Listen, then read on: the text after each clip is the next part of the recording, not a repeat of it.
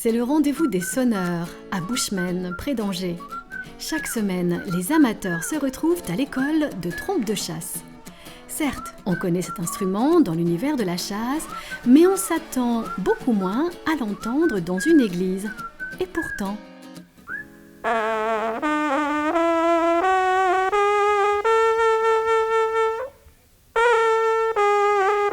En forêt d'Anjou, aux abords de la maison de la chasse, il n'est pas rare d'entendre quelques sonneurs faire une ou deux gammes avant d'entonner un bosselet ou l'une des 67 autres fanfares qui permettent aux chasseurs d'informer ses pairs et sa meute de chiens de la situation de l'animal traqué. Ancêtre du téléphone portable, la trompe s'apprend à tout âge, mais exige un travail régulier.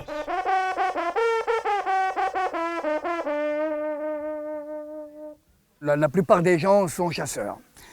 Ils viennent à la trompe, pourquoi? Parce qu'ils ont été à un concert, ils ont entendu, ils ont vu, ça leur a plu. Et puis pourquoi pas moi, après la chasse, donner un petit coup de trompe, ça serait sympa pendant le repas. Bon. Et les non-chasseurs qui sonnent de la trompe, on en a ici à l'école, hein, on en a. Au départ, c'est peut-être le fait de rencontrer des copains le jeudi. Et puis de là, ils viennent à la trompe et puis ça devient qu'on ne peut plus s'en passer.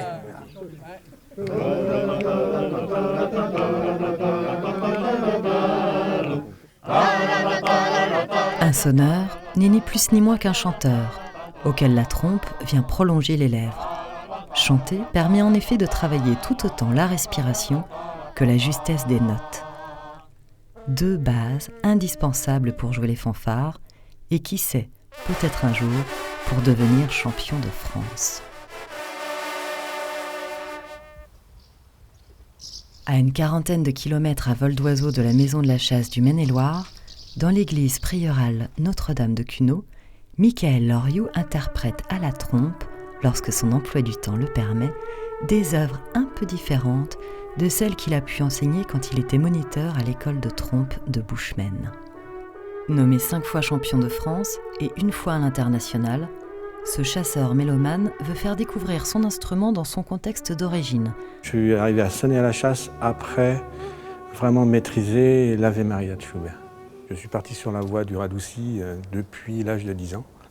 C'est cette partie mélodieuse qui sert surtout dans les églises pendant les concerts.